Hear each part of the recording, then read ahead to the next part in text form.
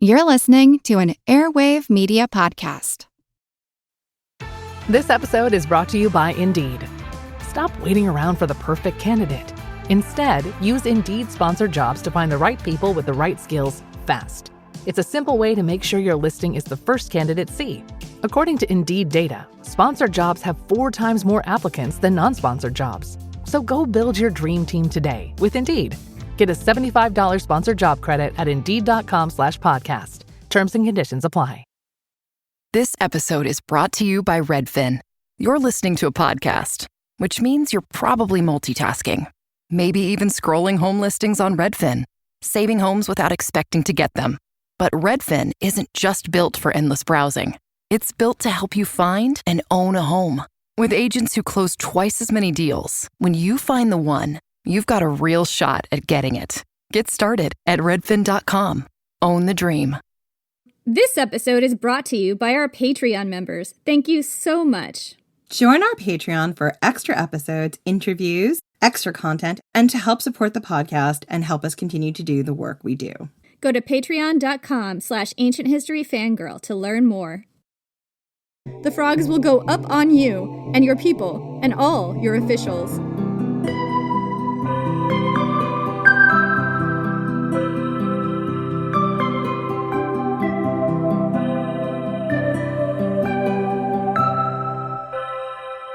I'm Jen McMenemy.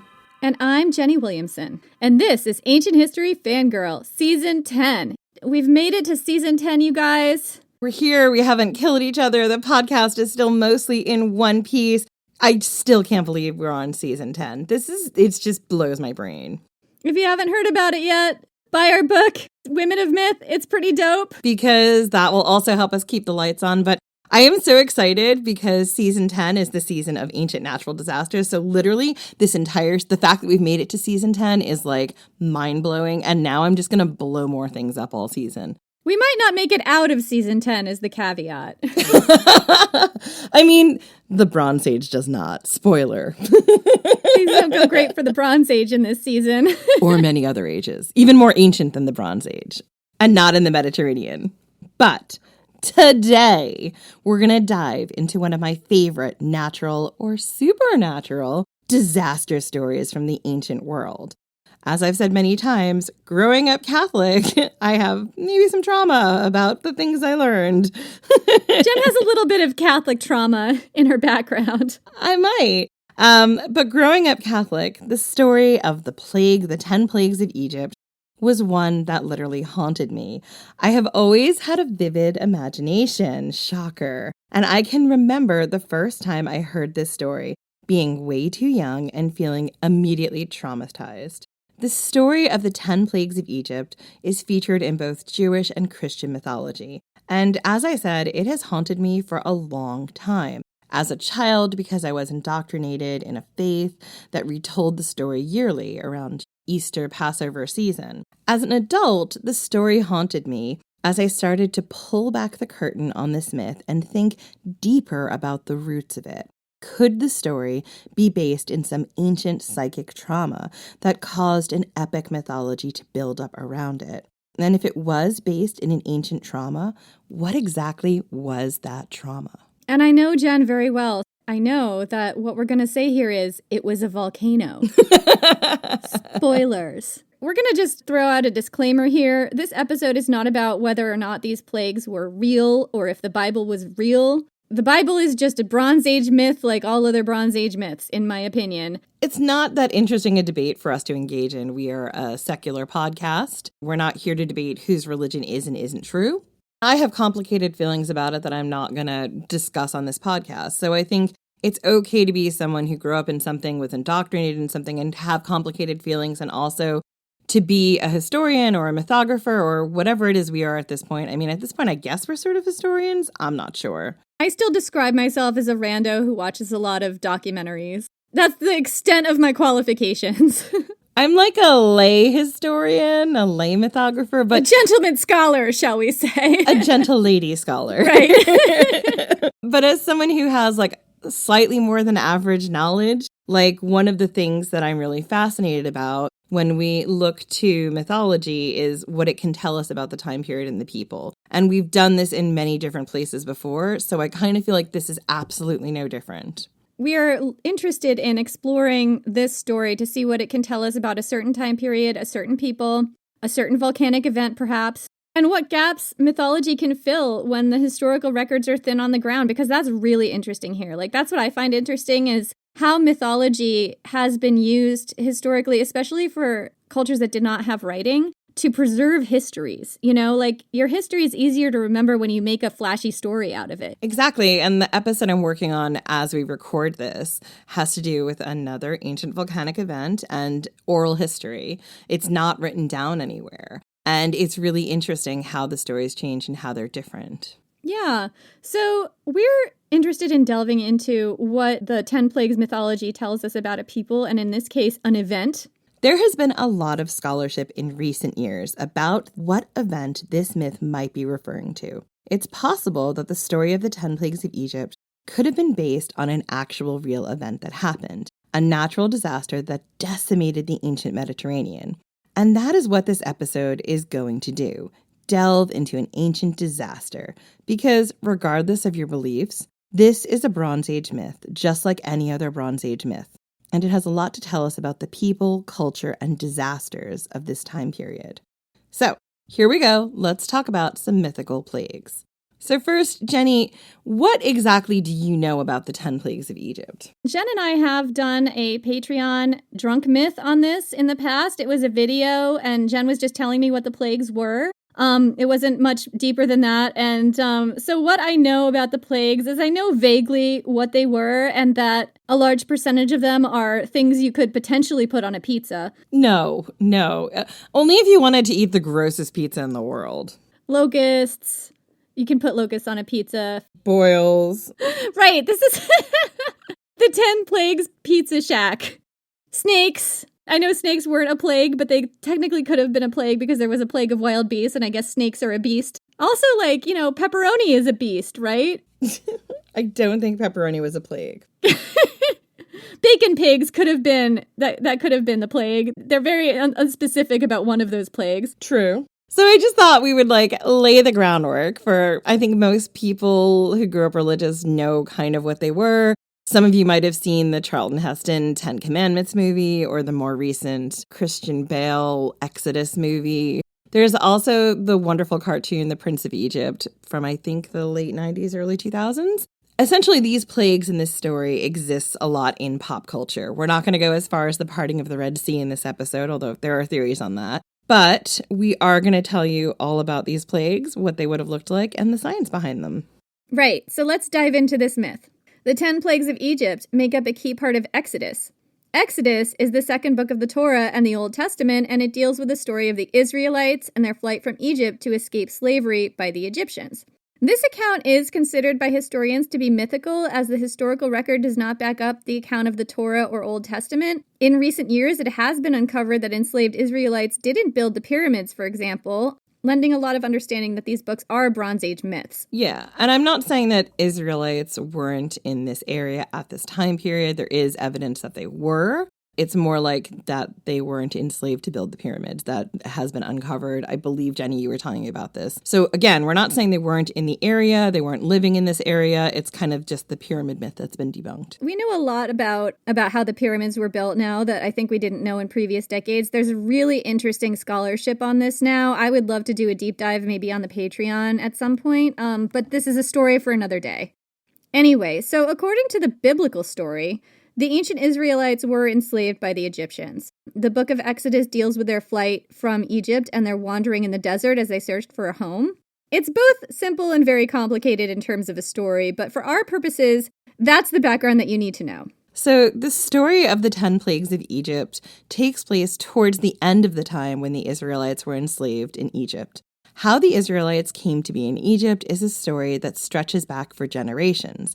And for the purposes of this episode, isn't important to our story. I have seen in some documentaries like a case being made for how long they got there and how it may or may not be related to other things in the Bible. It's not really important. That's not where we're going down here.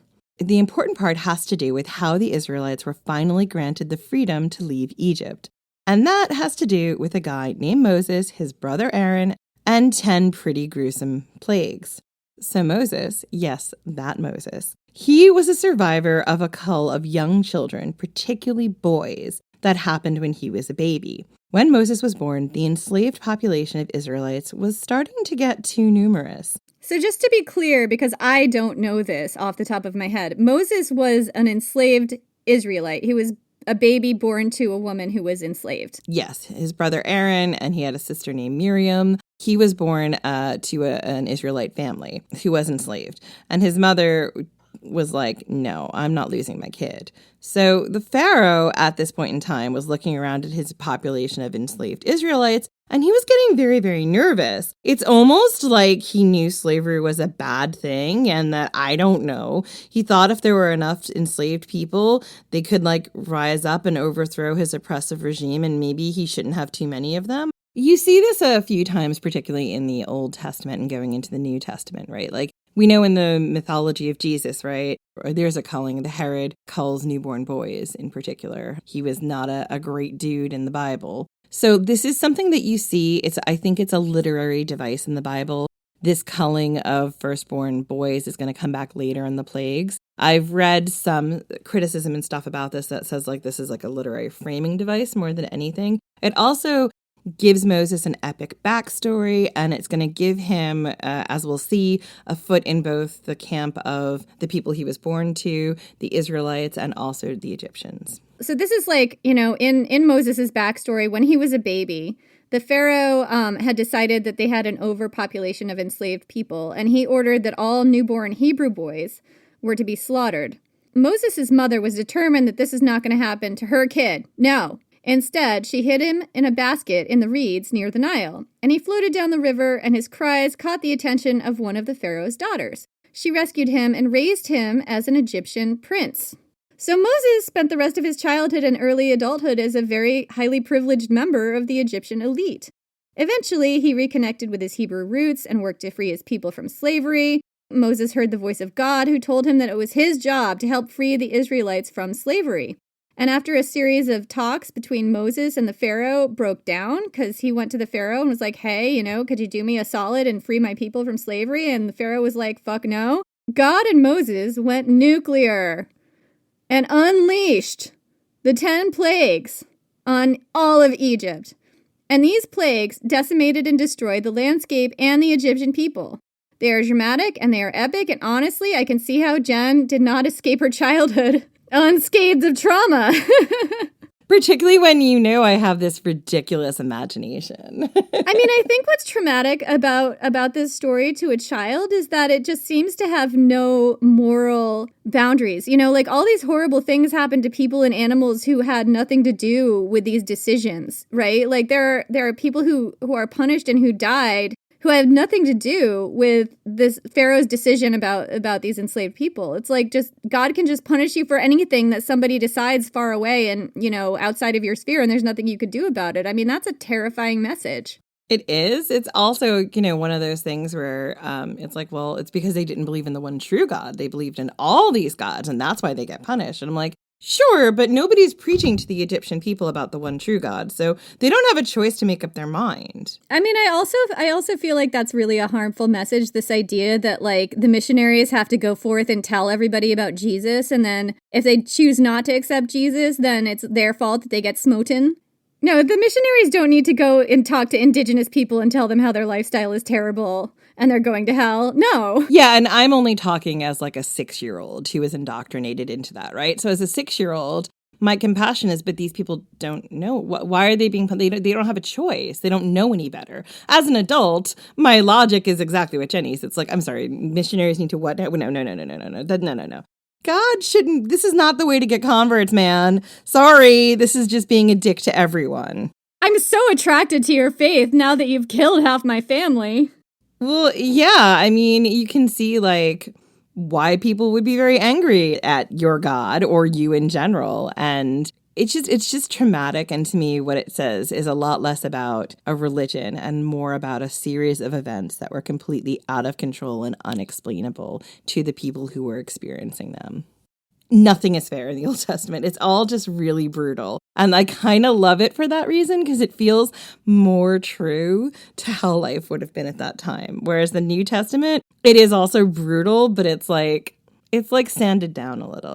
Yeah, and this myth is basically, in hindsight, putting a story on it that made some kind of logical sense and attempted to apply some kind of moral framework to it that at least made the world a more understandable place. Like, I could see that being true. The people who are telling us the story have a vested interest in the way that they're telling that story. It's all leading to their God delivering them from slavery, from bondage, and setting them on the path to find their homeland. We're not getting the story from the Egyptians' point of view. There is one place where we hear a little bit about what it would have looked like for the Egyptians, but this isn't really written down in Egyptian history. So, the 10 plagues of Egypt are, in order, blood, frogs, lice, wild beasts, diseased livestock, boils, fiery hail, locusts, darkness, and the killing of the firstborn. It's quite the collection of terrible things happening. In the biblical story, each of these plagues are sent by God to force the Egyptians to let the Israelites go. And each time, no matter how bad the plagues get, the Pharaoh does not allow them to leave. He just does not. According to the story, this is because God hardens Pharaoh's heart so that he will not allow him to make the sensible decision to free the Israelites. So actually, God is in fact the real asshole here. Am I the asshole? I hardened Pharaoh's heart so that I could continue my whole plague thing for my own particular idiom, thus continuing the suffering of the Israelites and the Egyptians. Am I, in fact, the asshole? And the internet says yes. God. Again, am I in fact just nature and a natural disaster that can't be explained? Because that's, at a certain point, I'm just like, yeah. You just can't explain it. And that's what you're doing here. Is the volcano the asshole here? The volcano's gonna volcano. It took a long time to build up that magma chamber and to let out that explosive release. The volcano put a lot of work into this, okay? It really did. So, as the story escalates, each plague gets progressively more dire, turning Egypt into a post-apocalyptic hellscape. I'm sorry, I sound way too excited, but also, I love a big volcano. She loves a good hellscape. That's what she loves. So the entire time that I read or heard this story as a kid, I just kept thinking, why? Why doesn't the Pharaoh let the Israelites go? Well, it's because God is an asshole and he hardened his heart. Yeah, and I was like, what kind of God would be so cruel, both to the Israelites who must also be suffering during these plagues, and the people of Egypt? Like, what did they do to deserve all these disasters? They're not decision makers. The entire morality of this is just bullshit. I'm sorry. Yeah, and it's this disconnect, Jenny, that we're talking about right now. This, like, my brain couldn't wrap around it. That, for me, led me into investigating the archaeological evidence for these plagues. Because this story feels like it's not just about a wrathful God answering the prayers of one people. It feels like it's a story of a trauma, a story that can't be explained and can only be documented, and in this case, mythologized. And that somewhere that documentation got elaborated on, mythologized, because all of these plagues can be explained in a way, in a fashion. Scientists, archaeologists, historians, mythographers, even biblical scholars have all looked into the roots of these plagues and found that all of them can be explained, with sometimes tinfoil or dubious theories. Well, I mean, I would say that, like, those explanations are some of them are more of a reach than others, but I think all of them are at least theoretically possible. Like, I don't think this is like tinfoil woo-woo, it was aliens that did it situation. It's not tinfoil woo-woo, it was aliens, because there are all natural causes, including climate change, natural phenomena, and my favorite, volcanic eruption, that answer the question of what we're seeing in these plagues. And they're all things that happened in this area at different points in time. Having a natural disaster at the root of this really makes sense to me just from a storytelling perspective, because that's the only way the arbitrary morality of this story makes sense, because a really big natural disaster, of course, is amoral. It visits punishment on people who did nothing to deserve it, and sometimes those punishments are ongoing and multiply on each other. So if these are a people who have a religious worldview, they're going to continually be asking, what did we do to deserve this? Like, what is the possible story and framework we can put on this to make our universe make sense again? And that seems to be what's going on here. And I'm going to say this, all natural disasters have domino effects that change the ecosystem, whether it's a tsunami or a flood or a hurricane. And they all change the ecosystem after they happen. There was a big flood down in Wilmington where my family lives. And afterwards, there was like an influx of things like spiders and snakes going in places they don't normally go. Well, that's because their environment shifted. The reality is all natural disasters shift the ecosystem and bring some strange changes that you can't explain. We can explain it now. Back then, they couldn't.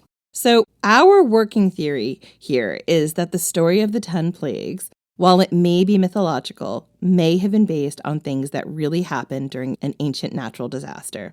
And surprise, some researchers think that all indications point to that natural disaster being the volcanic eruption of Thera or the climate change that happened slightly later.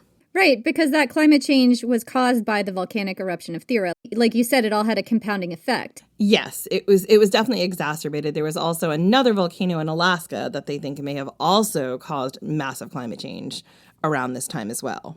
I mean, this is all tied to the Bronze Age collapse. People like to call it the decline nowadays because it did happen over a few centuries. But all the climate change that was caused over centuries by this massive volcanic eruption that completely changed the environment of the Mediterranean and really affected a lot of people. It's really interesting, the idea that the 10 Plagues story is a mythologized way of documenting that tragedy or that event, because we also see this in Greek myths, right? Like, there's a lot of points in Greek mythology that Jen and I have talked about on the podcast before that historians and mythographers have traced back to things that went on with the Bronze Age collapse or had to do with remnants of the Bronze Age collapse that people in a later time were trying to make sense of. So that kind of puts, a lot of stories from the Old Testament on par with Greek myths. They were both trying to deal with and process the same event. And that's really profound to me. It's so profound and it's so important. So this theory that we've been talking about is that all of the plagues can be described as happening as part of a domino effect stemming from the volcanic eruption of Thera and then spreading through to a period of climate change that happened for centuries afterwards. In an article for Slate called A Skeptic's Guide to Passover, Michael David Lucas lays out the domino plague theory very succinctly. Quote, "The Nile turns to blood. All the fish die. Frogs are brought forth abundantly, and so on. Drawing on theology, Egyptology, and biology, epidemiologist John Marr developed a domino theory to explain each of the 10 plagues in order. Marr believes the plagues were a series of natural disasters and diseases triggered by a bloom of waterborne organisms called dinoflagellates. The dinoflagellates turned the Nile red and killed the frog-eating fish, which in turn caused a population explosion among the frogs. The tainted water eventually killed the frogs, causing lice and flies to run rampant, which led to a number of animal diseases, including African horse sickness and an outbreak of boils, or fancy glanders, whatever that is. This reign of disaster and disease continued through hail, locusts, and sandstorms until the death of the firstborn sons, which Marr thinks was caused by grain infected with mycotoxins. Others, building on Marr's domino theory, argue that the plagues were triggered by the eruption of the Greek island of Santorini, which is the Thera eruption, causing a string of disasters such as those that occurred at Lake Nyos in Cameroon in 1986. So, in a nutshell... Don't worry, we'll explain it later. The Lake Nyos.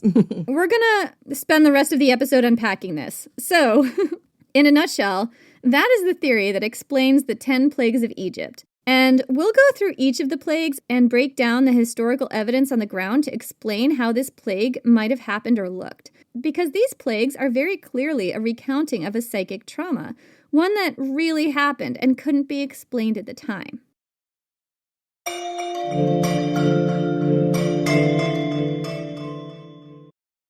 Start your day with Quaker Protein Instant Oatmeal. The instant oatmeal ready to help you tackle whatever your day brings.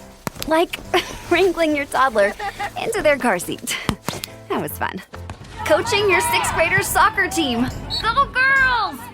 And carrying all the groceries in one trip. Whew. Try Quaker Protein Instant Oatmeal, granola, and bars. Great taste and a good source of protein. Quaker, bring out the good.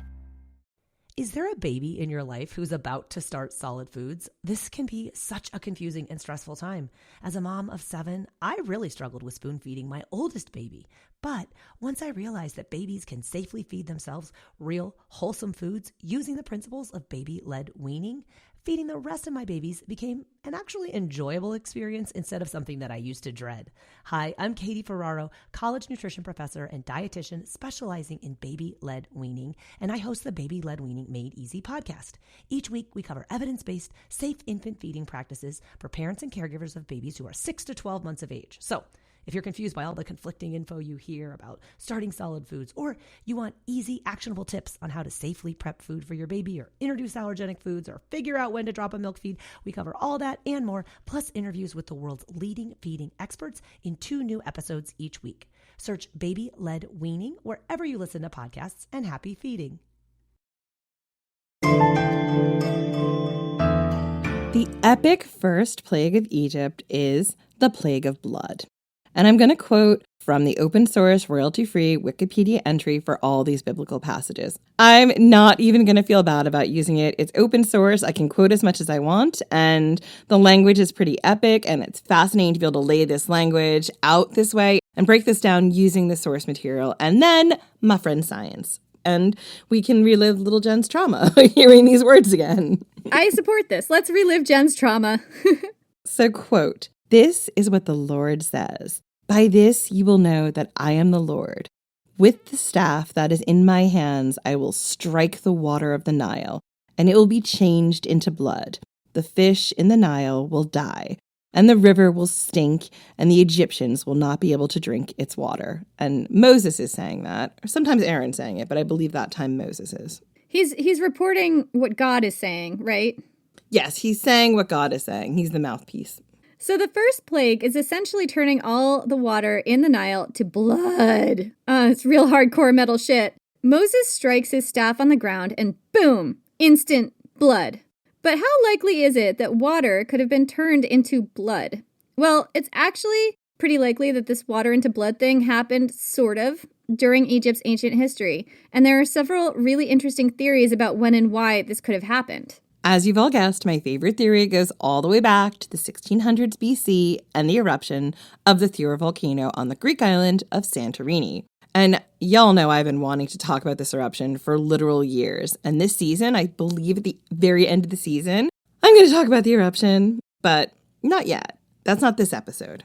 Instead, we'll be skirting around the fallout of this eruption for most of this episode. Because even though the Pharaoh eruption was like 500 to 650 miles away from the northern part of Egypt, the long-ranging effects of this eruption were felt globally. The Pharaoh eruption on the island of Santorini took place between 1625 and 1600 BC, and the dates are a little fuzzy and a lot hotly debated. This was an epic eruption. It is one of the biggest volcanic events in human history, and the fallout from that eruption, ash and other volcanic material, is used as a way to age and mark all other archaeological sites in the Mediterranean. Essentially, this eruption was so big and so widespread that it has its own layer in geological history. And I'm sorry, I just have to pause for a minute. Okay, I'm all right. I'm okay. Are you okay? I don't know. I've wanted to talk about this for so long. It has its own layer in geological history. She's not upset about this. She's happy. Well, I'm both upset and happy. Like, thinking about how awful and how widespread that destruction was and how many people it killed, it's deeply upsetting. But it's also super fascinating. I think that your fascination with this is kind of similar to your fascination with true crime. It's like, oh my God, this could happen to me. I need to delve into it immediately. And then you just get a little bit morbidly fascinated with it. I do. And I think my fascination with it is it's growing up having been quite religious, which we talked about. This idea that there are these huge forces outside of us that we have absolutely no control over, and there's nothing we can do to stop it, and feeling that small and scared and terrified. So wanting to delve in and understand how it works, to try to give some sense of like, I have control or knowledge, and that could help. I mean, it wouldn't. There's nothing that can help when you have these cataclysmic events. So the Pharaoh eruption decimated the Minoan settlements on Santorini and Akrotiri. They were buried in ash, freezing them in time like Pompeii. And it is my dream to go to Santorini at some point in time with Jenny and go to Akrotiri. I'm like, I can't wait one day. So this event is believed to have been the beginning of the Bronze Age collapse, if you want to be dramatic, the Bronze Age decline, if you want to be less dramatic. The Bronze Age would continue to decline for many years, but this cataclysmic eruption is often viewed as an inciting incident that led to climate change, food scarcity, and other problems that escalated the Bronze Age decline over the next few hundred years. This eruption produced mega tsunamis that devastated the coast of every Mediterranean country, and its effects were felt and documented as far away as China. It is mentioned in the Bamboo Annals, and its volcanic lightning is described in the Egyptian Tempest Stele. In short, this eruption changed the landscape for the ancient world. Needless to say, it had the power to significantly change the water of the Nile. I mean, that would have been child's play. Contaminating it. Jen has seen documentaries claiming that the ash would have had a sulfuric or even iron-like taste, i.e., the waters of the Nile would have tasted like blood. So, the going theory is the volcanic eruption of Thera would have caused widespread contamination of the Nile River. In an article on the Biomedical Scientist by Dr. Stephen Mortlock, this theory is laid out like this, quote, Trevisanotto, in his 2005 book, The Plagues of Egypt, Archaeology, History, and Science, Look at the Bible, suggested this eruption was also the trigger event for the plagues. There are indicators that the environmental effects of this eruption were felt around the globe. Some scholars have also linked this eruption to the legend of Atlantis. Trevisanotto believes that volcanic ash tainted the Nile, causing it to become acidic, and sediments found at the bottom of lakes along the Nile Delta seem to suggest that there was deposit of volcanic ash sometime during the Middle Bronze Age, which would be in line with the eruption on the Greek volcanic island. In a pre-industrial ancient Egypt, sulfates from a massive volcanic fallout would provide the simplest and most plausible scientific explanation for this contamination. A red, acidic Nile would have killed the fish, kept people from drinking from the water, and, according to contemporary records, caused burns, which later became infected with larvae. So, that is one of the more probable causes for the Nile River turning to blood and also giving people boils. So that ties in. But there are other theories. The other theories have to do with global climate change, potentially again as a result of this volcanic eruption. The volcanic eruption does seem to be at the seed of a lot of this. It just could have played out in different ways. The red algae theory is another popular explanation for the first plague. Many scientists now believe that the 10 plagues might be an allegory to explain climate change that happened in the ancient city of Pi-Ramses on the Nile Delta. The city of Pi-Ramses was abandoned around 3,000 years ago. Could this have been the epicenter of the plagues of Egypt? Some people think so, because this area of the Nile Delta underwent a period of significant climate change during the reign of Pharaoh Ramses II, who ruled from 1279 BC to 1213 BC. Towards the end of this pharaoh's reign, the climate shifted from warm and wet to a dry period, and this made the conditions right for the first plague, the blood plague. I don't mention it anywhere else, but it's very probable that any kind of rain that would have been coming down at this point in time wouldn't have been fresh water. It would have been contaminated from ash, and that's part of what we're seeing. So, the burgundy blood algae is a toxic algae. It grows very quickly in warm, fresh water. Theoretically, due to the climate change, it could have multiplied rapidly in the Nile during this time. This bacterium still exists today, just like it did 3,000 years ago. This bacterium stains the water red as it dies, turning the waters of the Nile red, like blood, and poisoning everything in the river. This is a quote that explains the process from a Live Science article called The Science of the 10 Plagues. Quote, this phenomenon is known as red tide when it happens in oceans, but red algae are also well represented in freshwater ecosystems. And these algae blooms can certainly be harmful to wildlife, as the algae contain a toxin that can accumulate in shellfish and poison the animals that feed on them. Fumes from densely concentrated algae blooms can also disperse toxins in the air, causing breathing problems in people that live nearby. So, the picture of what happened to the Nile is starting to form. Either the Nile was stained red from a volcanic eruption which made the water turn acidic, or potentially several hundred years after a volcanic eruption there was significant climate change, potentially again brought about by this eruption, which changed the climate from wet and warm to dry. This might have led to a red algae infestation that had devastating effects for the people of Egypt. Both theories are potentially realistic and fascinating. Which brings us to the second plague and one of my personal favorites, frogs.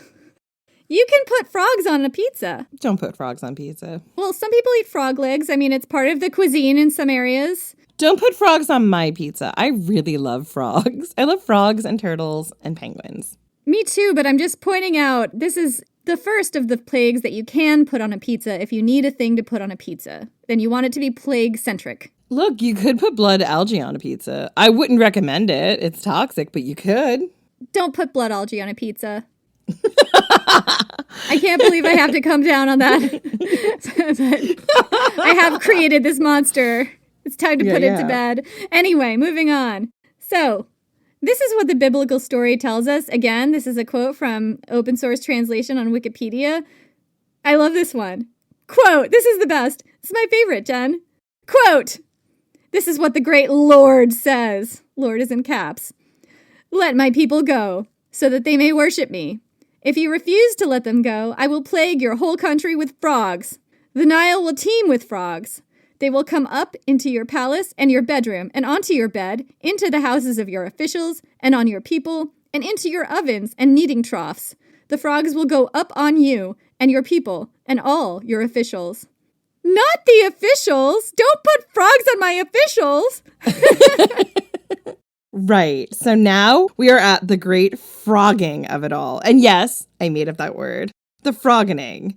We're at the great froggening of it all, and I made up that word, and I just am going to use it as much as I can in modern parlance and conversation. So this plague always seemed very weird to young Jen and even current Jen. I like the part about how the frogs will go up on all your officials. All of them. But, and I texted Jenny at like midnight a few times about the froggening because I was so excited with what I found of the research. Because digging into the research, this whole froggening makes total sense. With the fish and water being defiled by the red algae or the volcanic ash, the frogs, which can live between water and land, they're amphibians, would have left the Nile and its tributaries, which were polluted, and they would have invaded the homes, streets, and cities of Egypt. Frogs are a very sensitive indicator species. They're often the early indicators of a climactic or ecosystem problem. But there's more, because I could literally hear Jenny's voice asking me, but why were there so many more frogs than usual, and how did they appear so quickly? There were now no natural predators for the frogs, or the mosquitoes, or the lice, because they've been killed off in the poison river, theoretically. Science tells us why the frog population exploded, and it is fascinating. This is a quote from that biomedical scientist article again. Quote, a bloom in the water would have killed the fish, allowing amphibians to breed unchecked as fish eat their eggs. Studies have also shown that tadpoles, when stressed because of a change in their environment, quickly develop into frogs. The toxic water would have caused the amphibians to leave and swarm over the land in overwhelming numbers. The amphibians would have stayed away from the deadly river, and many would have died, leading to the third plague, lice. And this could mean lice, fleas, or gnats based on the Hebrew word kininum. I'm sorry if I've pronounced that wrong. If toxic algae led to the first plague and dead frogs followed, it is not surprising that a swarm of insects would also follow. Essentially, Jenny, the stress of the climate change from the river being polluted meant that the frogs quickly went from being little baby tadpoles into full-grown frogs in rapid succession. The plague made more frogs. My mind is blown. That is amazing. Right? I still can't get over the plague made the frogs.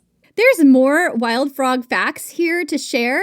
Neither of us are over the froggening at the moment. The froggening continues to happen. So returning to the Live Science article, there is a history of the phenomenon of frogs raining from the sky. I don't know if it mentions frogs raining from the sky in the Bible, does it? I think it depends on your translation, but I do feel like there is I've seen it depicted as frogs raining from the sky, like in the movie Sharknado. I don't know where that comes from. Well, let's see what Live Science has to say. Quote, As it happens, the phenomenon of raining frogs has been reported multiple times throughout history and in a range of locations around the world. A report published July 12, 1873, in Scientific American, which is quite a long time ago, described, quote within the quote, a shower of frogs which darkened the air and covered the ground for a long distance, following a recent rainstorm. This account was one of dozens of similar anecdotes collected in The Book of the Damned from 1919, although its somewhat skeptical author suggested that the frogs may have simply dropped from trees, which is weird because why are the frogs in trees? Tree frogs. There are whole species of frogs that live in trees. Yeah, but I was thinking of, river frogs. Tree frogs that are evolved to go in trees don't en masse drop from the trees. They know how to hang out in the trees. That just makes it weirder. Unless you had a quick temperature drop and they froze and then dropped on you. Like iguanas do that in Florida sometimes. Moving on, and in May 2010, we're continuing with this quote, in Greece, thousands of frogs emerged from a lake in the northern part of the country, likely in search of food, and disrupted traffic for days, CBS News reported. So I've also seen just history stuff I've been reading about frogs dropping from the sky and it raining frogs, and one of the causes I've seen is water spouts, sucking frogs out of a body of water and then dropping them everywhere, which is weird because it's like, okay, I get that that might happen, but then why doesn't it also happen with like fish and newts and other animals that are in the water? It's just a weird phenomenon that I don't think we fully understand.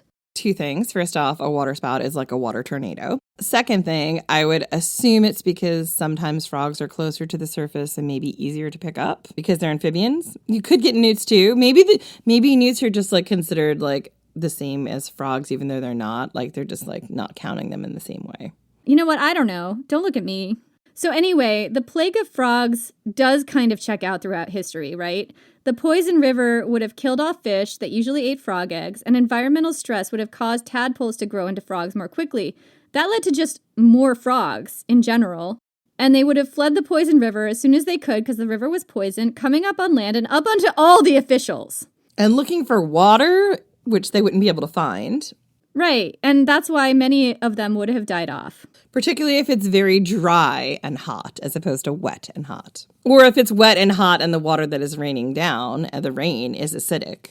Yeah, so this would have looked almost supernatural to the people of Egypt. And me. And little traumatized Jen. And the loss of these frogs would bring even more problems for the people and animals in the area. And that brings us to the next plague, lice. So again, this is the open source translation from Wikipedia from the book of Exodus. Quote, "And the Lord said, stretch out thy rod and smite the dust of the land, that it may become lice throughout all of Egypt. When Aaron stretched out his hand with the rod and struck the dust of the ground, lice came upon men and animals. All the dust throughout the land of Egypt became lice."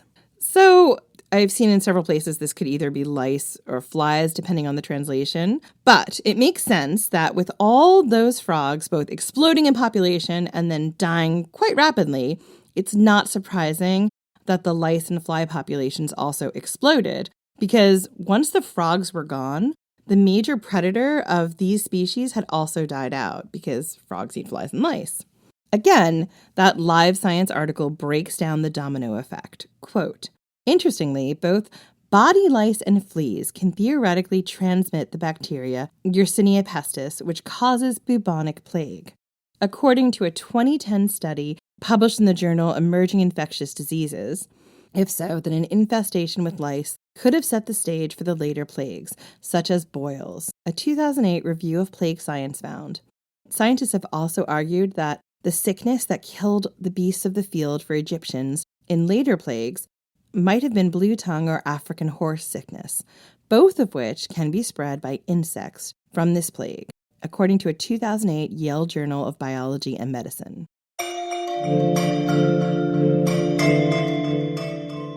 Our book, Women of Myth, is out in bookshops and online. It's available worldwide in hardback, ebook, and audio. Women of Myth tells the stories of 50 exceptional heroines, goddesses, and monsters in world mythology. It's beautifully illustrated by Sarah Richard, and it makes the perfect gift for yourself or someone else who happens to love mythology. Look for Women of Myth wherever books are sold.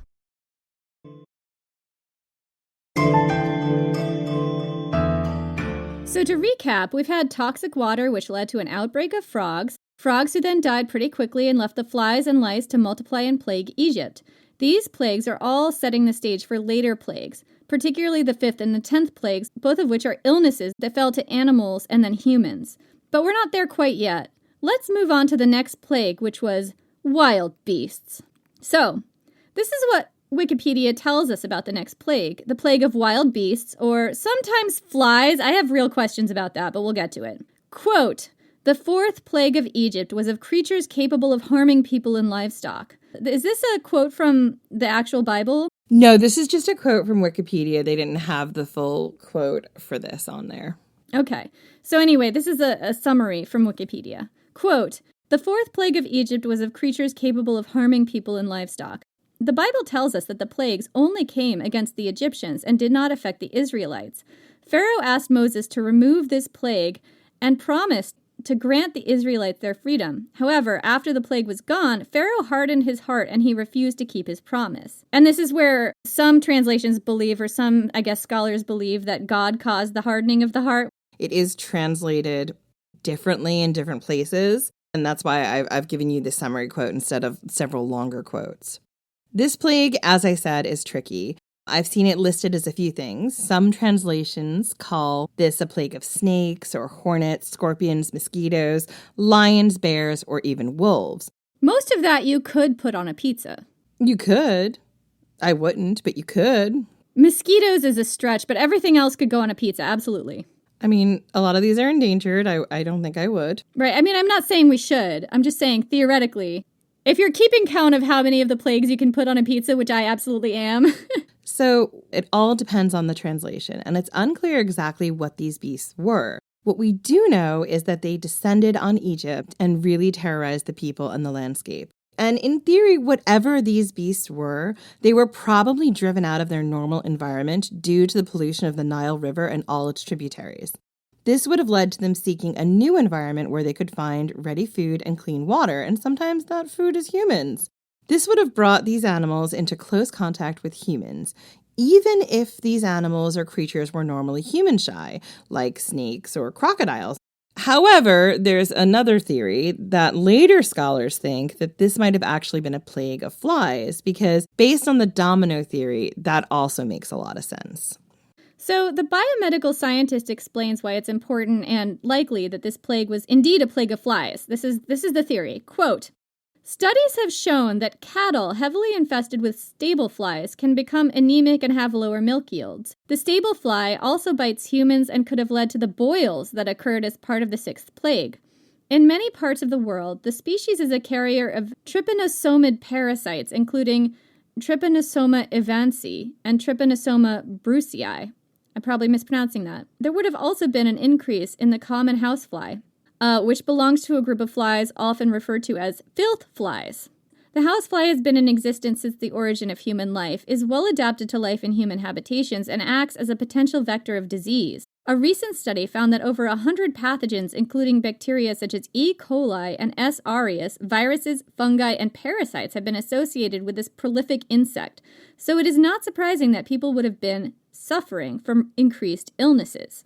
So, assuming it was a plague of flies, that is in fact the plague of beasts, shit is getting very messy here, literally. Flies are everywhere. The cities of Egypt are at this time possibly filthy because of the sanitation conditions in the contaminated water and all the dead frogs, etc. The weather has also changed. It's no longer wet and warm. As we've said, it's now dry. There's no rain or fresh water to wash away contamination. It's all getting very, very grim here.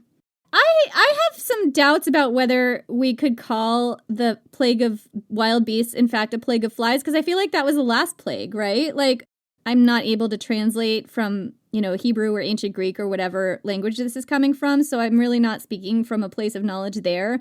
But I don't know if you can actually mistranslate beasts as flies, and most people wouldn't refer to flies as a beast. Like, it doesn't make sense. Like, I feel like, to me, the researchers are getting too hung up on the order of things. I totally agree. And I think the reality is there would have just been more beasts that would have come into contact with humans that they probably wouldn't have seen before because resources are scarce. Like, that's enough. Like, what's going on in the order of these plagues is enough to drive animals that do not normally interact or interact sparingly with humans into contact with them. a lot of livestock is dying due to the plagues and a lot of people are dying due to the plagues, that would bring in a lot of scavenger animals. Crocodiles who are potentially fleeing from the river. You could get hyenas, vultures, maybe wolves and lions who normally they're predators, but they also scavenge, right? Like, this is all possible. And maybe the general wild beasts is used as opposed to naming what animal because it was many different kinds of animals. That's my thought. I totally agree with you. I also wanted to add here that at the time, there may not have been any rainwater coming down due to climate change because volcanic clouds affect air pressure. So a few years ago, there was a volcano erupting in Iceland. At the time I was in the UK, it erupted for several months. And I remember when it erupted, the skies were unnaturally blue without any clouds, and there was no rain.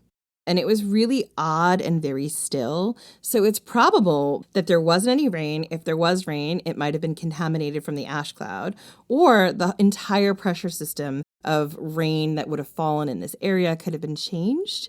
And this has to do with the wild beasts because the wild beasts are going to come into contact with humans who potentially have more resources that they want or are looking pretty tasty.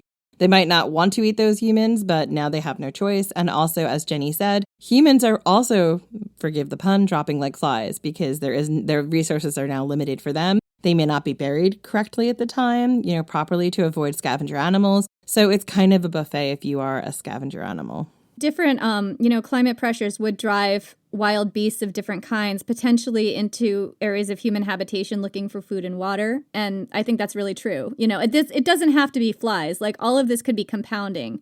Exactly.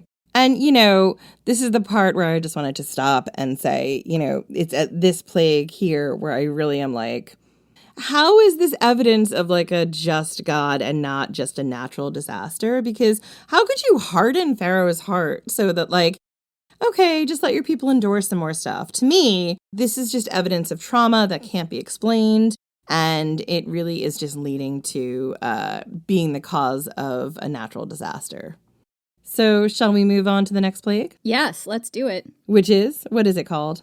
It's called diseased livestock. Yeah, it is. So once again, I'm going back to that epic, dramatic Exodus quote for this plague. Quote, "This is what the Lord, the God of the Hebrews, says. Let my people go so that they may worship me. If you refuse to let them go and continue to hold them back, the hand of the Lord will bring a terrible plague on your livestock in the field, on your horses and donkeys and camels, and on your cattle and sheep and goats." Not the horses and donkeys. And the cattle and sheep and goats. This is arbitrary. This is not a just God. No. But we've been building towards this, Jenny, for a while. As I mentioned with the frogs and then the lice, the fact that the frog population was impacted by the plagues had a knock-on effect for the rest of the insects in the ecosystem. And this most likely led to an outbreak of disease-carrying insects. Interestingly, it must have had some effect on the spiders because we don't see anything about spiders multiplying, and they would have helped with the insect control. So one potential culprit for the diseased livestock is rinderpest. Rinderpest is a very lethal and highly infectious disease that mainly affects cattle. Its mortality rate is around 80%. It's thought to have originated in Asia about 5,000 years ago and traveled to Africa along the prehistoric trade routes, meaning this virus would have been in Egypt during this time period. Rinderpest causes high fevers, diarrhea, and mouth and nose ulcers. It is highly contagious and spread through the air, breast milk of these animals, and fecal matter, etc. And remember, it's not just animals, like baby animals, drinking the breast milk. A lot of that breast milk would have been used to make dairy products that humans would have consumed. That is now contaminated. During this period of the plagues, fresh water was probably hard to come by. So it's likely that animals and humans were drinking contaminated water, washing in contaminated water, and spreading diseases rapidly. And it's possible that maybe humans were relying on, cow's milk because they needed something to drink and the water wasn't drinkable. I was thinking the same thing. So things are getting pretty dire in Egypt. All the livestock are dying and diseased. The water is contaminated. The flies are everywhere. The frogs are all up on your officials. All up on them. It's about time for all of this horror to spill over into the next plague. Everybody's favorite pizza topping, boils. So here's what Exodus tells us about the infamous boils. Quote, "Then the Lord said to Moses and Aaron," quote within the quote, "Take handfuls of soot from a furnace and have Moses toss it into the air in the presence of Pharaoh. It will become fine dust over the whole land of Egypt, and festering boils will break out in men and animals throughout the land." We finally reached the boils, and I have no idea why. I do know why. I'm morbidly curious, aren't I? But I am totally fascinated by them. And these aren't even my favorite plague. The fiery hail, as I've said several times, is my favorite plague. So let's talk about what might have caused a plague of boils. If you've been following closely, you can see that all of these plagues have a very clear cause and effect, each plague building on the one before, mapping out the course of an ecological disaster. So what were these boils exactly? Well, it's very likely that the boils were caused by all the insects that were running riot. Their bites could easily spread diseases, particularly smallpox, possibly Yersinia pestis. Smallpox is very infectious and causes raised blisters which could look boil-like.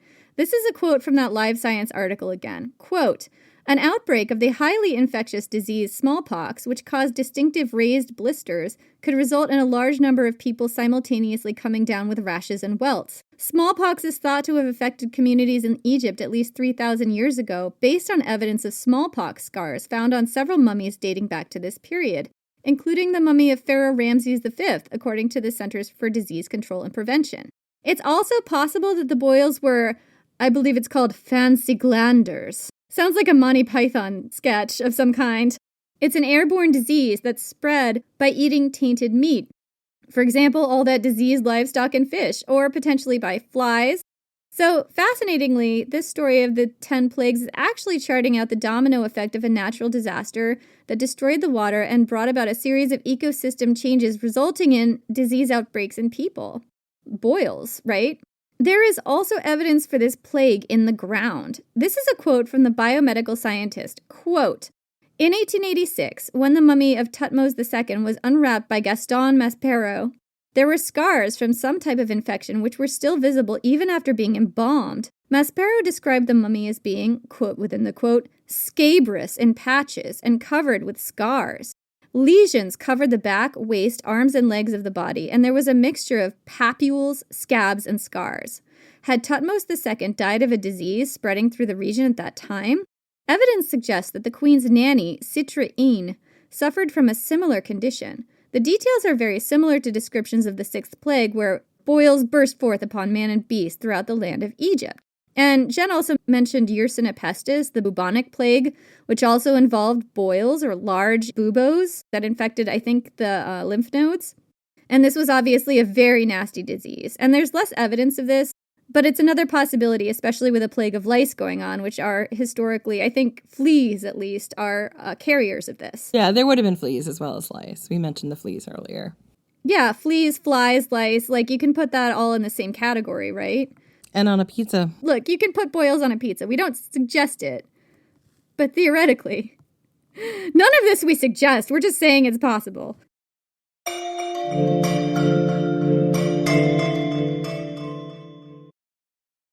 This episode is brought to you by Cologuard. Do you know what's really scary? Not screening for colon cancer when you turn 45. The Cologuard test is non-invasive, requires no special prep or time off work, and ships right to your door. In just 3 simple steps, Cologuard takes the scare out of colon cancer screening.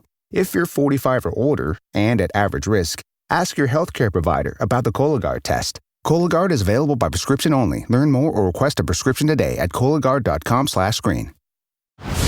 On December 12th, Disney Plus invites you to go behind the scenes with Taylor Swift in an exclusive 6-episode docuseries. I wanted to give something to the fans that they didn't expect. The only thing left is to close the book. The end of an era. And don't miss Taylor Swift, The Eras Tour, the final show, featuring for the first time the Tortured Poets Department. Streaming December 12th, only on Disney Plus. So, that is the boils. Let's talk about the fiery hail, which is Jen's favorite plague. Yeah, it is.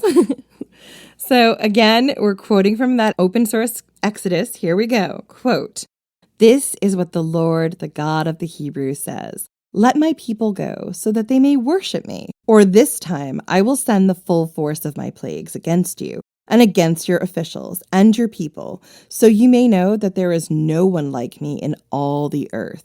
For by now I could have stretched out my hand and struck you and your people with a plague that would have wiped you off the earth. But I have raised you up for this very purpose, that I might show you my power and that my name might be proclaimed in all the earth. So needy. You still set yourself against my people and will not let them go because, they have their own people that they worship, I mean, my feeling about God here is that he doesn't actually care about his people suffering in slavery so much as it's his people getting to worship him. That is the problem with God. Yes, sort of colonization and domination by religion. But anyway, quote, therefore, at this time tomorrow, I will send the worst hailstorm that has ever fallen on Egypt from the day it was founded till now. Give an order now to bring your livestock and everything you have in the field to a place of shelter, because the hail will fall on every man and animal that has not been brought in and is still out in the field, and they will die. The Lord sent thunder and hail, and lightning flashed down to the ground. So the Lord rained hail on the land of Egypt. Hail and lightning flashed back and forth. It was the worst storm in all the land of Egypt since it had become a nation. Okay, so this is super dramatic, right? This is why it's my favorite. So much thunder, so much lightning, hail on fire. How does hail get on fire? Because hail is ice chunks. How do ice chunks get on fire? One word, volcano. So to me, this is where it is undeniable that we are talking about people telling the story of a volcanic eruption when they couldn't understand or explain. Because fire hail is something you definitely see in a volcanic eruption. Raining of burning ash from a volcanic eruption, people might mistake that from hail, right? But you also would have had hail as well. But yes. So the violent eruption of the Thera volcano could have led to, and this is a quote from the biomedical scientist again, quote, volcanic plume coupled with high-velocity dust storms that could have rained down in Egypt, thereby turning days into nights and causing weather anomalies with increased precipitations and higher humidity. It is possible that when the volcanic ash mixed with thunderstorms above Egypt, it led to dramatic hailstorms. Hail on fire! Epic dramatic hailstorms filled with dust and ash, all of which is on fire, apparently. It would have looked apocalyptic. And there is some evidence that there was an event like this that happened with fiery dust and ash and hail raining down that was in fact recorded by the Egyptians. The Tempest Stele, or Storm Stele, was erected during the reign of the Pharaoh Ahmose I. It was originally thought that his reign was in the mid-16th century BC, and the dates of this reign are hotly debated, but the importance of this being in the mid-16th century BC is that the stele might be telling us about the Thera eruption. This would put it around the time, right? It's a little later. It's sort of in the 16th century as the 1500s, but it would be contemporary too. Somebody who wrote this might have seen it or experienced it or had like a firsthand story of it. Yeah, or had met somebody who had witnessed it, who is old now or something. The dates are very fuzzy here. And this redating has only kind of just happened, and it is hotly debated, but it's super fascinating, particularly when you hear what this stele says, and you listen to everything we've just talked about. So it is possible that this stele is telling us what the weather would have been like during this time period with all this fiery hail going on. So we're going to quote from the stele, and it's a little bit fragmented. Here's a quote from the stele describing the storm and its destruction. So Jen's going to read, I guess, where there's a pause. So this is a really fragmented section. So we're going to read it to you as complete as we have it. Where we are missing something, we're going to say ... That means that like the inscription, the translation is incomplete. It's cut off somewhere. It can't be translated because it has been weathered or whatever.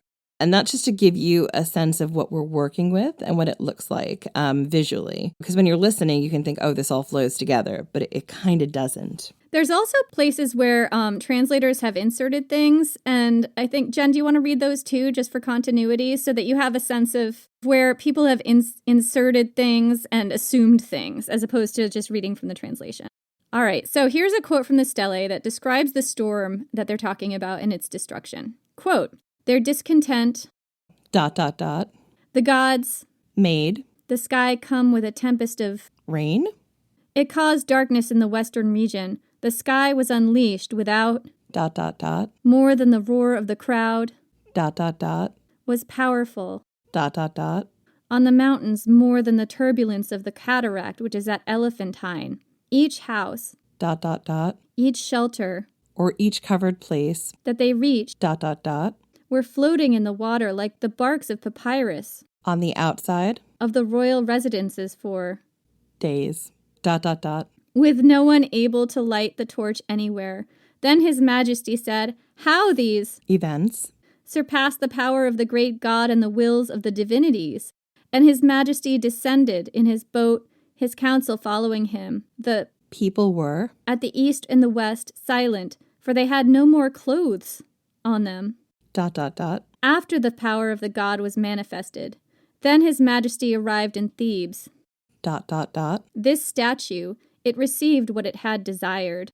His Majesty set about to strengthen the two lands, to cause the water to evacuate without the aid of his men, to provide them with silver, with gold, with copper, with oil, with clothing, with all the products they desired, after which His Majesty rested in the palace, life, health, strength. It was then that His Majesty was informed that the funerary concessions had been invaded by the water, that the sepulchral chambers had been damaged, that the structures of funerary enclosures had been undermined, that the pyramids had collapsed. All that existed had been annihilated. His Majesty then ordered the repair of the chapels which had fallen into ruins in all the country, restoration of the monuments of the gods, the re-erection of their precincts, the replacement of the sacred objects in the room of appearances, the re-closing of the secret place, the reintroduction. And that's where it cuts off. Yeah. So what we see here, in my opinion, is the aftermath of those incredible hailstorms and extreme weather that would have probably been in the living memory of the people who lived during the 16th century BC. This stele gives us a glimpse into what the people would have seen and experienced, including the collapse of their pyramids and so much damage. Fiery hail is extremely violent. I mean, hail in general is violent. So normal hail happens when chunks of ice get caught up in the rain cycle and fall to earth too quickly to thaw into rainwater. That's what you see when you get normal hail, right? What you're looking at here that would have happened was you would have had hail and also fiery hail, thunder, probably volcanic lightning, all happening at the same time. How does hail become fiery is my question, though. Like, I understand, like, chunks of pumice and, fiery things. They could have been talking about pumice and hail at the same time and not knowing which was which, because hail melts, but also pumice is, like, quite light and floats. Fiery pumice raining down on the earth, I think, is a volcanic phenomenon, right? Absolutely. I don't know that it would have been raining down this far away, but who knows? Or it could have been fiery ash that was, up in, that was lighter. We don't know. When volcanoes throw ash up into the atmosphere, that ash goes a long way. And depending on the violence of the storm, you can see them all over the place. As I said, volcanoes often spawn epic lightning, and that is incredibly dangerous. Again, at this stage in the plagues, the picture we're getting is of an apocalyptic nightmare, most likely the trauma of a massive eruption and the fallout sweeping across the Mediterranean of northern Africa. And this brings us nicely to Jenny's second favorite plague, the locusts. I mean, it's just the most likely to put on a pizza, I think. I'm keeping track here. So here's what Exodus has to tell us about the plague of locusts. Quote, I will bring locusts into your country tomorrow. They will cover the face of the ground so that it cannot be seen. They will devour what little you have left after the hail, and of course everything else, like the boils and the dead livestock and the frogs, etc., including every tree that is growing in your fields. They will fill your house and those of all your officials. The officials, I love the focus on the officials. And all the Egyptians, something neither your fathers nor your forefathers have ever seen from the day they settled in this land until now. I mean, I suspect the officials is code for, like, the people who have enslaved the Israelites and are sort of keeping that machine going. And that's why it's being mentioned so much, but who knows? I don't think God is particularly concerned about the plight of the Israelites, except in as much as they can't freely worship him. So I don't know. I don't know. He doesn't like the officials. He's not here for them. Not pleased with those officials. So locusts in general really creep me out. They're really weird looking, and they make this incredibly odd noise, which I think is a mating call. I remember hearing this weird locust mating noise a lot when we visited Corfu, and it's so eerie, and it's so loud, and it's so persistent. It sounds like the world is being fucked into submission by a horde of insects. I don't know. I think locusts are kind of cool. I mean, they're just kind of big grasshoppers, right? Like, we had grasshoppers all over the place when I grew up in Vermont. I just think they're cute. And this is a quote from the article in Life Science that we've been quoting from continuously. Quote, "The volcanic eruption on Santorini may have created favorable conditions for the locusts," said Ciro Trevisanato, a Canadian molecular biologist and author of The Plagues of Egypt, Archaeology, History, and Science. Look at the Bible, which we've talked about before. The ash fallout causes weather anomalies, which translates into higher precipitations, higher humidity, Trevisanato told The Telegraph, and that's exactly what fosters the presence of the locusts. So this quote comes down on the side of the locust plague or swarm being an effect of the eruption. Locusts in this area of the world are normally solitary, meaning they don't move in swarms. But an epic volcanic eruption or climate change disaster, one that polluted the Nile and changed the climate from wet to dry, would also have an impact on the locusts. It would have changed how they behaved. Yeah, and the biomedical scientist article that we've also been quoting from tells us, quote, "This could have created the conditions which caused the infamous desert locust to change from the solitary to the more gregarious form. Not only are they more sociable, but they change in appearance, becoming stronger, darker in color, and more mobile. They can swarm over long distances.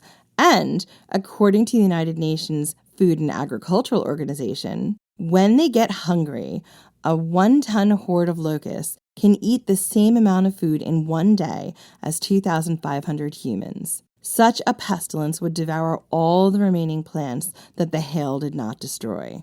Just another reason to be creeped out by locusts, am I right? In all seriousness, though, what we're seeing here as the plagues progress is an environmental disaster.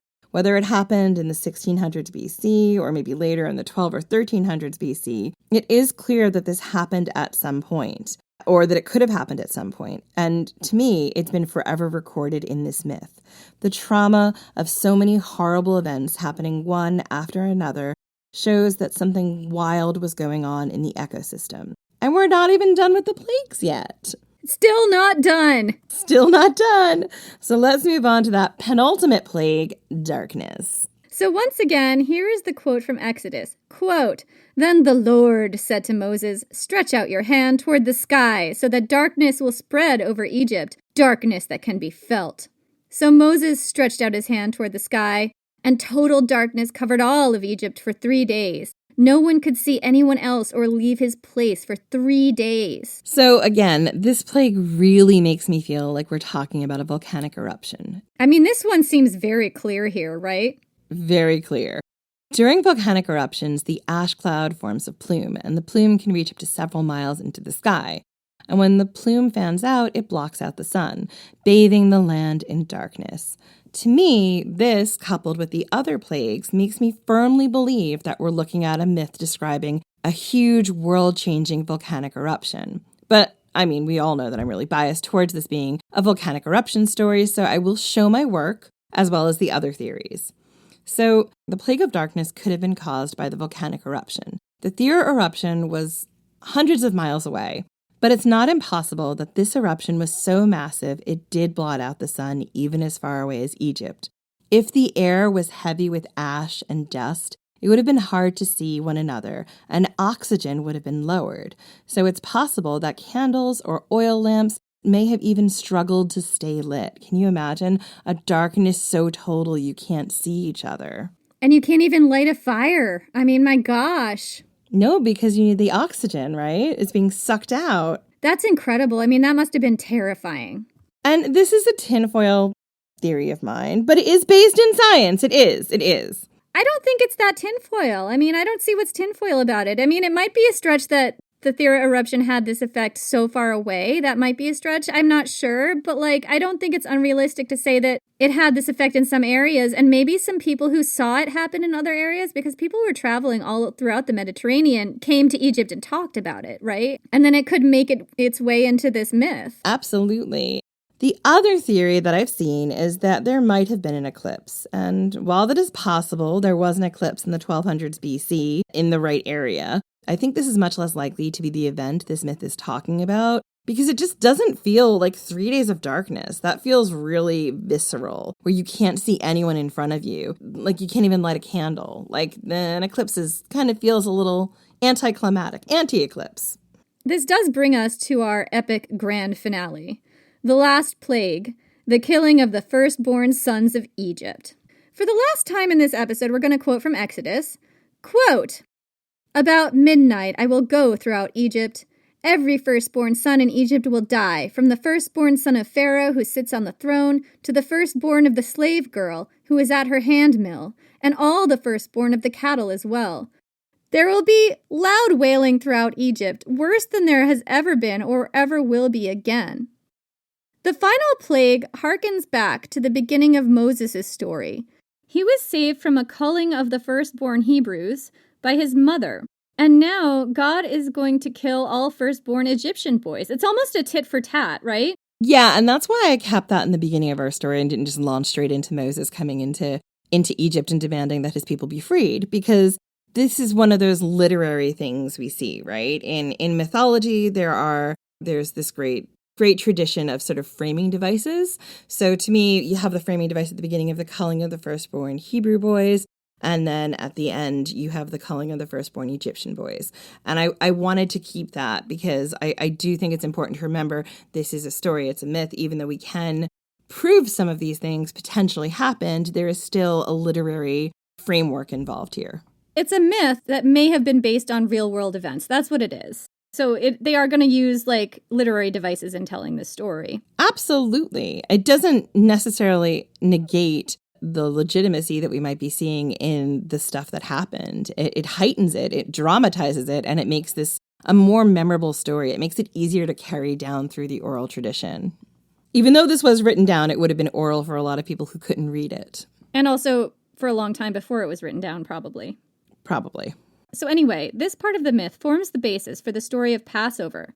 Passover is a celebration of when God passed over the houses of the Israelites and saved their children from the angel of death, who killed all the firstborn children in Egypt. So how does this very specific and actually quite literary trope-filled plague fit in with the volcanic and climate change theory? Surprisingly well, actually. I love this part. It's fascinating. So there are two interesting theories about what might have caused this plague. The first has to do with a contamination of the grain that Egyptians ate. According to an article on Live Science, quote, "Perhaps the algal bloom that turned the rivers blood red released mycotoxins, poisonous substances that can cause disease and death in humans," according to a 2003 review in the journal Clinical Microbiology Reviews. Grain contaminated with these mycotoxins could have been deadly and could explain the death of the firstborn children, said epidemiologist John Marr, who was the chief epidemiologist at the New York City Department of Health, as reported by Slate. The firstborn might have been the first to pick the grain, and thus would have fallen victim to it first as well, according to the Telegraph. So what this is telling us is that the firstborn sons got the choicest meals. They were given more to eat. They were given the freshest food and the first selection. This might have been what led to their downfall. In essence, they were given what was probably the most polluted or contaminated food.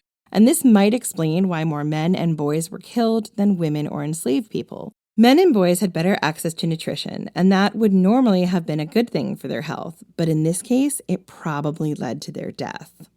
And there are two suspect things that I want to share from a documentary I watched called The Exodus Decoded. And these are sus to me because I feel like the documentary is grounded in science, which is super fascinating, but it kind of felt like it had a real bent towards making the biblical story and history real. So with that in mind, I'm going to share these theories. At Avaris, an ancient town that was the Hyksos capital of Egypt, there are quite a few burial pits that are still being excavated. They recently excavated one with just loads of severed hands, which is really fun for me because, boy, do I love severed body parts. Let me tell you what. I sense Jenny writing a Patreon on these severed hands. Maybe. But there's also evidence of a burial pit from around the 1250s BC, so near the ancient Bronze Age collapse or decline. Yeah, near the time when Pi-Ramses was abandoned, which we talked about earlier. The city of Pi-Ramses. Yeah, that contains mostly skeletons of young men. It looks like these bones might be linked to a plague based on the fact that they don't have, physical trauma to them. They weren't caused by, violence or war. These bones may indicate that some kind of illness was in the area that primarily affected young men and boys. I mean, that's one theory. Another theory is that women died as well, but they just buried them or disposed of their remains differently. In a different pit? Yeah. Yeah, and I also think they are still excavating, so new research is coming up all the time. But here's something really interesting that Jen brought up. This is a second theory that goes back to something that she mentioned earlier and then didn't elaborate on because it was, she's saving it for later. I'm saving it for later for the big reveal. Right, so the big reveal is the Lake Nyos eruption in Cambodia in 1986. This is a volcanic eruption. What can a modern volcanic eruption tell us about an ancient one? Well, quite a lot, as a matter of fact. You may be shocked to hear. Sometimes volcanic eruptions don't go off with a bang, but with a fizz. Lake Nyos is a volcanic lake, and the volcano is in fact under the lake, so it's under the water. Yeah, the lake is the caldera. Yeah, and when it erupted, people didn't actually know that it had erupted. This eruption was underwater. It wasn't all flashy fire, hail, and volcanic lightning and whatnot. There were no pyroclastic flows. Instead, what happened was there was an invisible and deadly low-clinging gas that rose from the lake and killed 1,746 people and 3,500 livestock in the area. People went to bed at night and simply didn't wake up the next morning. Scientists aren't sure what triggered this basically gassing. That's what it was. It might have been an eruption or maybe an earthquake or a landslide that released the poisonous gases. They're not even sure if this was a volcanic eruption or something else that released all these gases. But either way, there were gases that came out of this lake, and they transformed the normally blue waters of the lake blood red. A column of foam, water, and gas rose from the lake to 330 feet high, spanning a massive wave at least 82 feet high that hit the shore.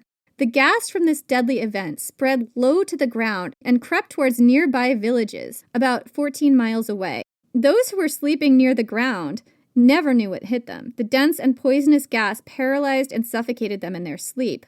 Those who were sitting up or sleeping away from the ground lived. So anyone sleeping in an elevated place. About 4,000 people survived this disaster and then fled the area. And they lived, but they had severe respiratory problems and things like that. There was a knock-on effect to surviving this. Now, the theory that the Exodus Decoded puts forward is that potentially something similar happened in Egypt. According to the theory, before the Thera eruption, and maybe after, dates are fuzzy, an earthquake storm occurred. So earthquake storms are a series of earthquakes along a fault line. The series of earthquakes releases the immense pressure in the fault as one plate goes under the other. That's tectonic plates. Yes. And in this area, I believe it would be the African-European plate, maybe? Mediterranean-African? I'm not sure exactly which these two plates are. There's a lot of volcanoes in this region because of this shifting and moving of the plates. So what they think might have happened is sometimes when this happens, you get earthquakes, underwater earthquakes, sometimes you'll get tsunamis or landslides, and sometimes you'll get volcanic eruptions. Sometimes unseen gases can be released into the water and the atmosphere. Is that what happened here? Did the Nile turn red because of a toxic gas from an underwater earthquake near a volcano? And if so, why would this plague only affect the firstborn male children? Well, the Exodus Decoded claims that Egyptian male children slept in low beds, beds that were barely raised off the floor. And these beds were status symbols. Second-born male children, girls, women, enslaved people, they all slept on roofs or in wagons or in some other elevated position, not near to the ground.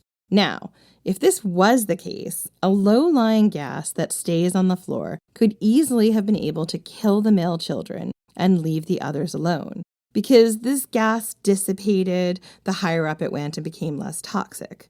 Again, This theory I've only seen in this one documentary, but it is so fascinating and it is based in science, so I just had to mention it. It's possible, right? We have evidence of it happening in other places. And I've not done a deep dive into how ancient Egyptian people slept. And I don't know that this documentary knows how they slept all the time throughout all periods of Egyptian history. It's just a theory they put forth. It's really fascinating. It's interesting that that might be the case. Or it might have been the case at one time and then it somehow made its way into this story. Yeah, it might be now explaining why they don't sleep low to the ground anymore, right? This might be something else in that mythology. So, did the 10 plagues of Egypt actually happen? It's doubtful, but do the 10 plagues of Egypt preserve in mythology the psychic trauma of a world-changing event? In my opinion, absolutely. And was that event the theory of volcanic eruption? Well, you can decide for yourself. What do you think, Jenny? Absolutely it was. I 100% think it was. I'm 100% team volcano here. I love it when I have a volcano convert. Yeah, I think so. I mean, look, decide for yourselves, you guys, but that's what I think. So that's it for this week. Join us next week for whatever we're talking about next. In the meantime, find us on social media at Ancient Hist Fan, on Twitter, and at Ancient History Fangirl on Instagram and Facebook and TikTok. And join our Patreon. This is what enables us to keep doing this podcast. You can find it at patreon.com/Ancient History Fangirl, where we delve into extra episodes that we didn't get time for on the main feed and all kinds of other extra stuff that you get. We have one patron to thank, and we are so grateful for all of our new patrons. In particular, we're grateful to Sarah, who has recently joined our Wild Maenad party over on Patreon. Thank you so much, and thank you so much for listening. We will see you next week.